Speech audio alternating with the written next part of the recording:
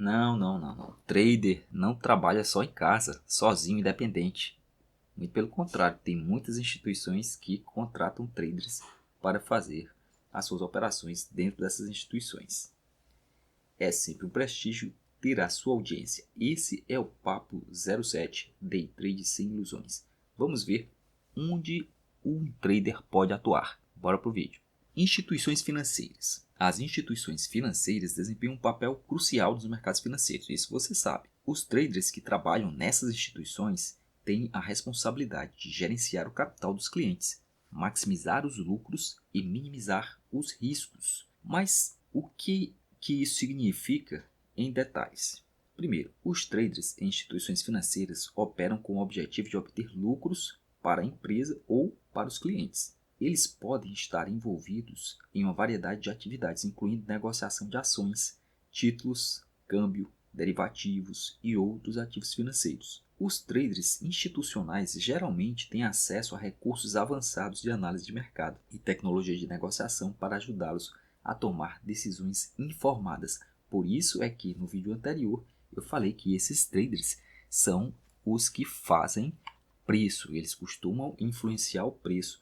Na hora que você está lá fazendo o seu day trade, é sempre bom ter os olhos nesses elefantes. As estratégias de negociação utilizadas. Os traders em instituições financeiras geralmente empregam uma ampla variedade de estratégias de negociação, incluindo arbitragem, negociação de tendências, negociação de volatilidade e hedge, que é aquelas operações que fazem proteção de alguma outra operação. Eles podem negociar uma variedade de prazos, desde operações de curto prazo até investimentos de longo prazo. Quais são as vantagens e quais são os desafios? Uma das principais vantagens de trabalhar como trader em uma instituição financeira é o acesso a recursos financeiros significativos e tecnologia de ponta. Você pode ter certeza que isso faz uma diferença enorme. Por exemplo, você é um operador independente e o seu pobre stop é lá de 2 pontos, digamos lá no mini dólar. Esse stop facilmente é retirado, mas há dias que há uma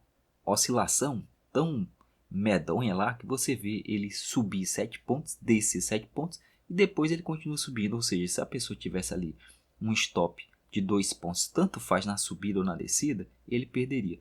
Mas se você tivesse um stop de 10 pontos, essa oscilação de 7 para cima, 7 para baixo, com certeza você acabaria ganhando. Então ter recursos abundantes é bem melhor, porque você consegue ter um stop um pouco mais longo. É claro, dependendo da sua estratégia, né? Dependendo da estratégia que está sendo utilizada. No entanto, apesar dessa vantagem, os trades institucionais eles também enfrentam pressão para gerar lucros.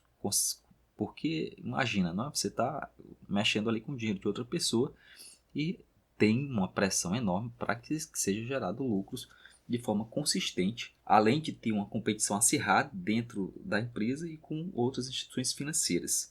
Então, se você está lá como trader dentro de uma instituição, vai ter essa pressão em cima de você. Vamos dar um exemplo. Um trader em um banco de investimento pode estar envolvido na negociação de títulos de renda fixa, utilizando estratégias como carry trade. Carry trade é aquela operação onde você pega emprestado a um determinado valor, a uma determinada taxa e investe a uma taxa maior.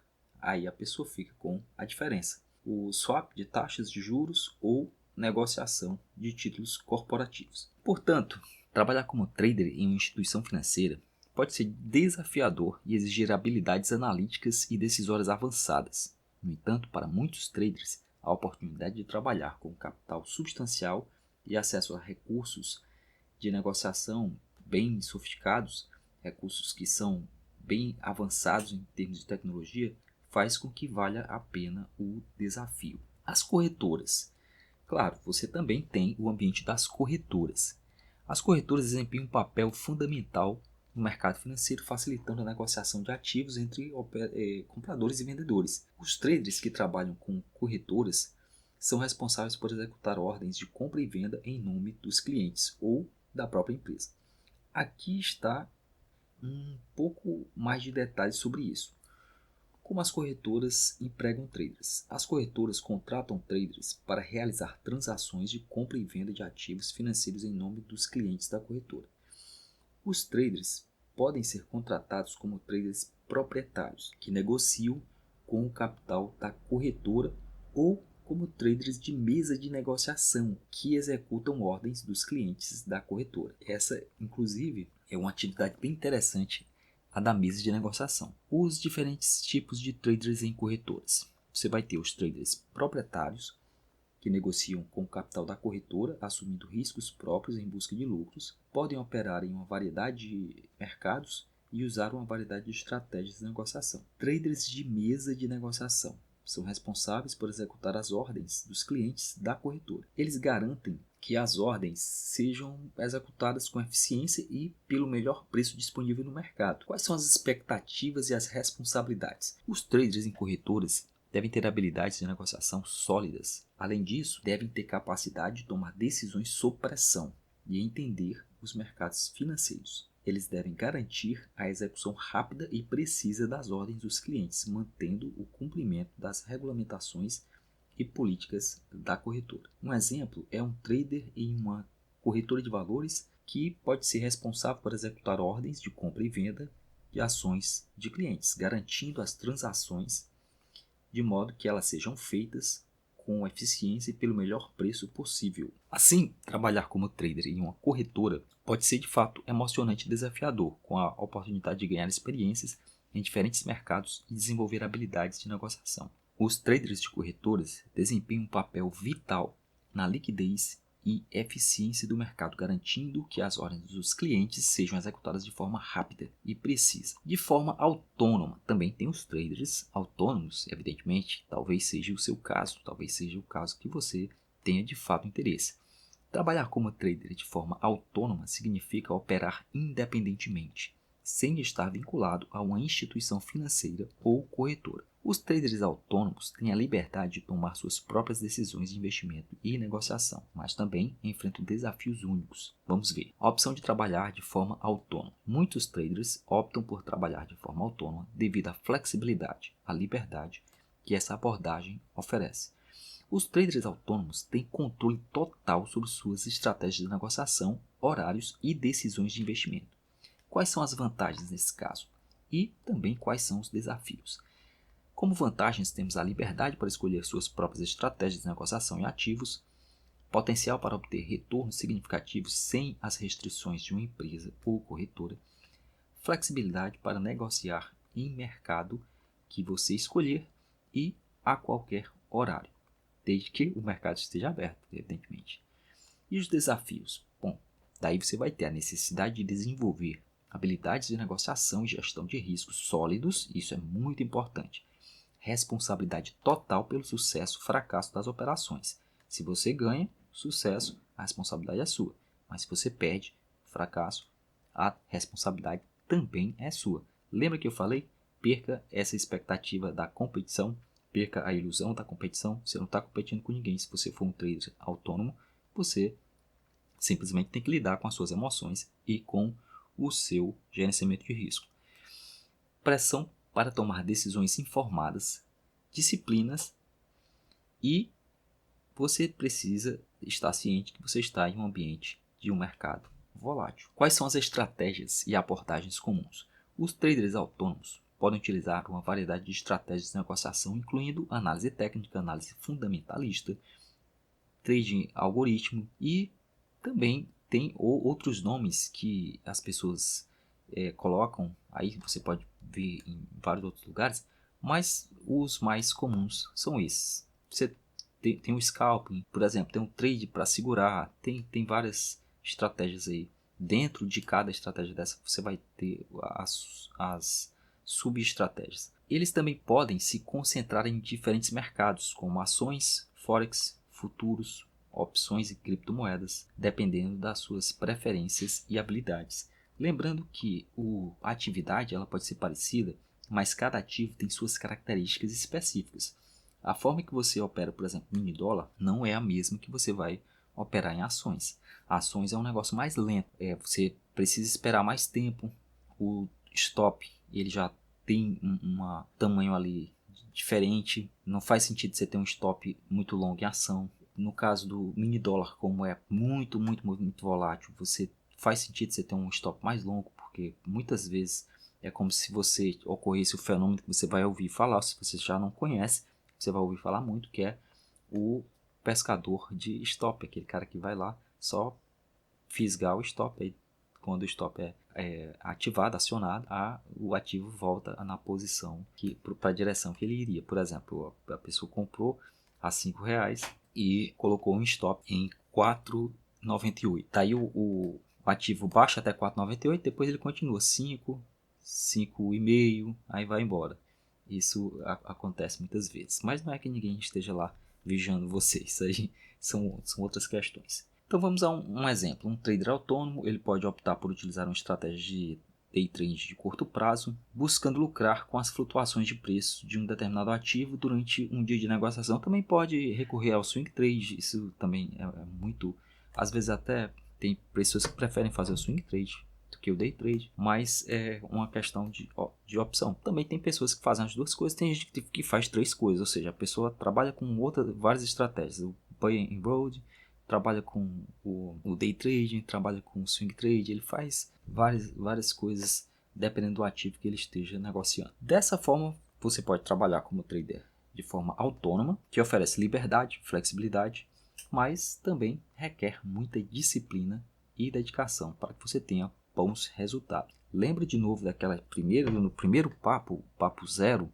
Lá no papo 0 eu citei um estudo desenvolvido por pesquisadores da FGV que mostram que os day traders têm um percentual muito pequeno de pessoas que conseguem realmente um resultado positivo. As pessoas que conseguem um lucro acima de R$300 são um percentual muito insignificante diante da quantidade de pessoas que tentam. Na verdade, a maioria, mais de 90%, desiste em 6 meses. Dos que ficam, a maioria que permanece no prejuízo. Os que têm lucro já são poucos, mas esses poucos só conseguem até R$100 de lucro por dia. Isso no day trade, estou falando de day trade. Os que conseguem acima de 100, menos de 300, são menos ainda. E os que conseguem resultados acima de R$300 por dia são digamos assim, um número infinitesimal praticamente que vai ter esse resultado. Então é bom que você saiba que esse é o papo day trade sem ilusões. Eu não estou aqui para vender curso para você, mas simplesmente para esclarecer que se você quiser entrar nessa atividade, você vai ter esse cenário. Agora, eu acredito que a maioria das pessoas que entrem nessa atividade, ela está simplesmente fazendo apostas. Talvez por isso esse resultado tão negativo para a maioria. Quantas pessoas você conhece que tem esse interesse, como você que está me ouvindo agora, tem esse interesse em estudar de verdade aquela atividade, conhecer os ativos que vai operar a fundo, ter a disciplina para fazer um bom gerenciamento de risco, ter a responsabilidade de colocar um dinheiro que ele pode perder, porque ele sabe que pode perder, e consegue controlar suas emoções de modo a não ficar zangadinho quando perde e começa a perder mais ainda, porque está com raiva e começa a jogar fora o seu dinheiro assim de forma totalmente irresponsável. Quantas pessoas você conhece que tem esse controle emocional, que tem disciplina, que tem essa dedicação de estudo? São poucas, não é? Então, o resultado desse estudo, ele é simplesmente um resultado estatístico. Ele nunca avaliou as pessoas individualmente, como é que essas pessoas se comportavam. Inclusive, uma das conclusões do estudo é que não existe curva de aprendizagem no day trade. É evidente, porque se tivesse curva de aprendizagem, meu amigo, você não estaria fazendo estaria operando num mercado totalmente volátil, um mercado que você é imprevisível. A grande questão do mercado é exatamente essa, ela é imprevisível.